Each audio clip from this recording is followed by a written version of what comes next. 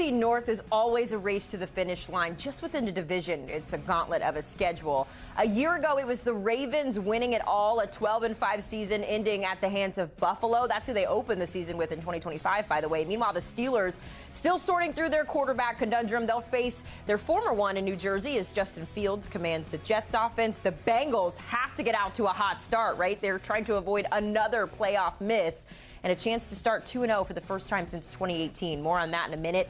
And how could we forget Cleveland with quarterback controversy of their own? So much to talk about when it comes to the AFC North. So let's do it with our good friends, our two-time Super Bowl champion in Bryant B-Mac McFadden, and our Super Bowl covering NFL reporter in Tyler Sullivan. Guys, certainly appreciate the time. Let's start our conversation, though, with the Ravens. We're just going to kind of bypass the regular season kind of here because it seems like no matter what with the Ravens, they always find their way to the postseason regardless of the schedule, but it's the playoffs, B-Mac, where things get a little bit interesting. So when you look at the 2025 schedule as a whole here for the Ravens, they get the bye week in week 7. They kind of get a little bit of a break there as they face teams that finished under 500 there after the bye. But it gets kind of tough there the first week of the season, B-Mac, or the first start to the season, I'll say. So how do you see the Ravens faring to get the season started?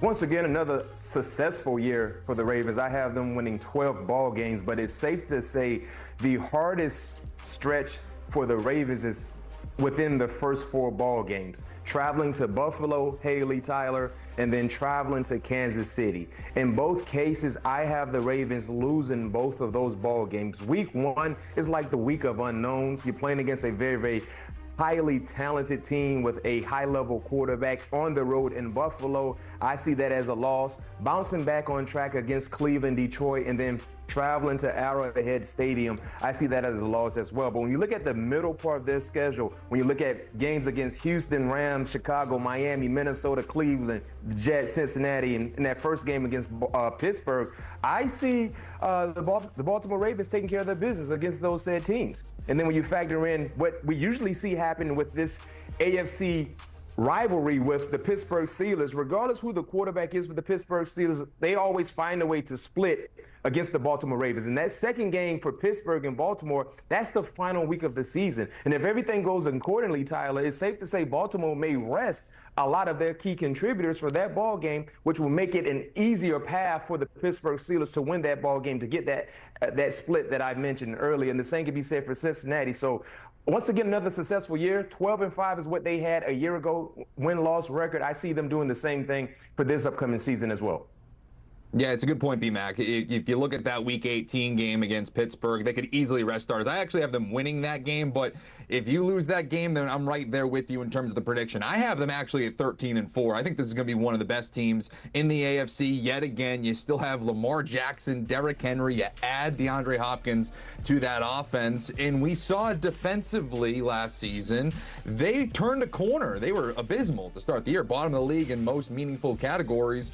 You look at the second half of the year, they were number 1 in the NFL. So the answer of who the Ravens are defensively is probably somewhere in the middle in terms of where they were in 2024, how they ended it, and how they're going to be in 2025.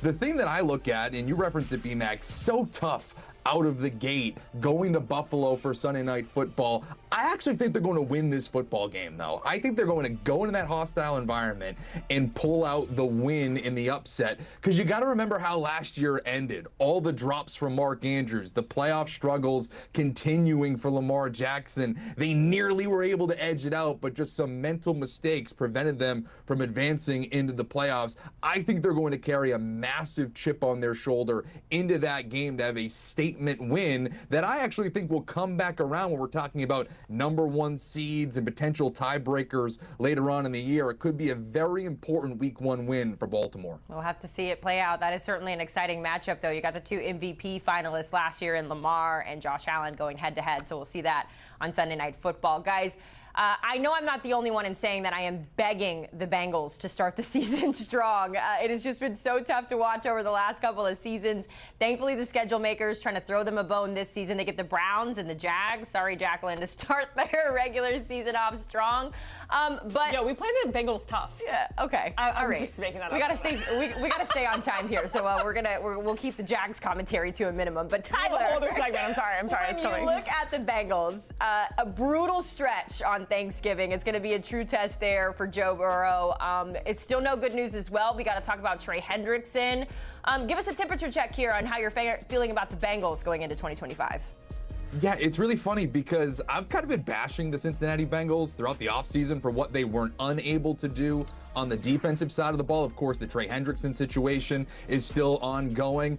But then I'm going through the schedule and I'm like, win. And all of a sudden I look up and they're 12-5. And I'm like, how did they get here? The Cincinnati Bengals. And you referenced it early on in the season. If they do not take care of business against the Browns in Cleveland and the Jaguars, and also I'll throw the Vikings in there with a young J.J. McCarthy getting his feet wet in the NFL in week 3. If you don't take care of business out of the gate, then we are firmly putting this entire season on notice for Joe Burrow, for the head coaching staff and Zach Taylor, all of it. They should be able to start off hot. And overall, I love their offense. If they are what we saw at the end of last season, where they were going on this dramatic run to try to get into the postseason, Joe Burrow on his own and Jamar Chase are going to win a lot of football games. Now, the question is, and it's very similar to what we were talking about with Baltimore, can they actually replicate all of these wins into the playoffs? I have my questions about that because of that defense. I think they'll win shootouts when it gets to the nitty-gritty of the playoffs. If you don't have Trey Hendrickson, if you're really relying on Shamar Stewart, who had 4.5 sacks during his entire collegiate career, I have my doubts. And for me, that's why I'm going in more of a lesser direction with Cincinnati than you, Tyler. I see them winning 9 games. Now, you guys talked about the schedule makers threw them a bone this year to start their schedule off. Well, heck, they threw them a bone a year ago. Remember, week 1, they played against Jacoby Brissett and the New England Patriots at home, and they lost. But we talked about how bad they've been to start the season off. I really believe they were overemphasized getting off to a better start. So I see them coming out the gate 3-0. But then you look at some inspired defensive, offensive teams with balance.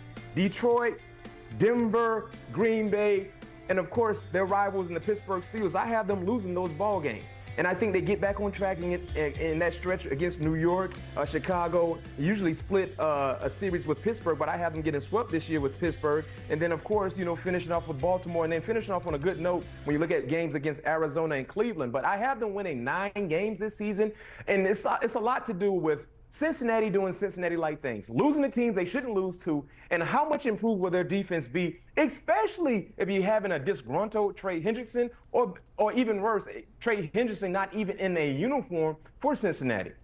Yeah, the things with Trey Hendrickson certainly escalating in a direction you don't want it to go. Last time we heard, he said things are getting a little personal, and they have not come to an agreement there. So certainly something to keep our eye on. Also, a random fact that I don't know how much this really matters, but the Cincinnati Bengals will travel the fewest miles this season. I only mention that because the Commanders did that a year ago, and they made it all the way to the NFC East title. I am not saying that matters, but just a fun fact to keep on your mind as the Bengals get their season underway. Let's talk about your Steelers, though, B-Mac, because as we know, they have never had a losing record under your head coach in Mike Tomlin. However, that quarterback question continues to loom, and it just seems like the longer the offseason goes with those question marks, it's kind of feeling a little bit, I'm not sure when it comes to Pittsburgh. They also will face 3 of the 8 teams that made it to the divisional round of the playoffs last year.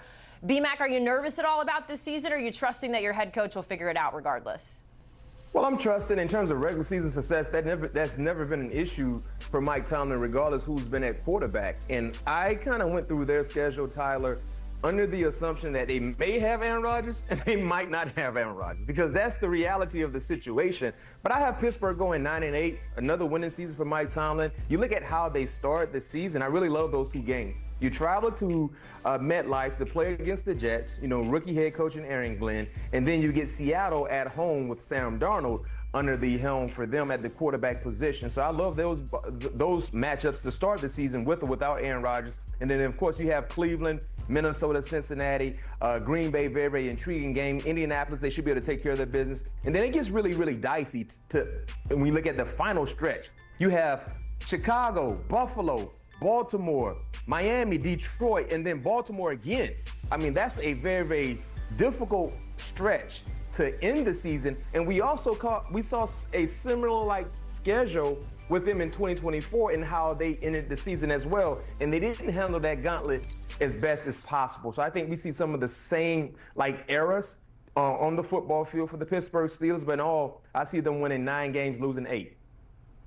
Yeah, the Pittsburgh Steelers by far are the toughest team to gauge when we do this exercise, right? Because we don't know the most important position. We don't know if Aaron Rodgers is going to come out of the darkness and say, you know what, I'm going to the Steel City. I'm going to be a Pittsburgh Steeler, or he's going to say, you know what, I'm going to stay in the darkness for a little bit longer. I'm calling it a career, which makes it really difficult to kind of figure out what they're going to be. For me, I'm treating it like they're not having Aaron Rodgers because right now they don't. Right now it's Mason Rudolph as their quarterback projected to be the starter in week 1. And to me, that results in the first under 500 season for Mike Tomlin, which is crazy to think about. But I think this is a 6-11 football team with Mason Rudolph as their quarterback. Now, if it's Aaron Rodgers, it's a different story. But I even look at week 1, B-Mac, and I say, you know what?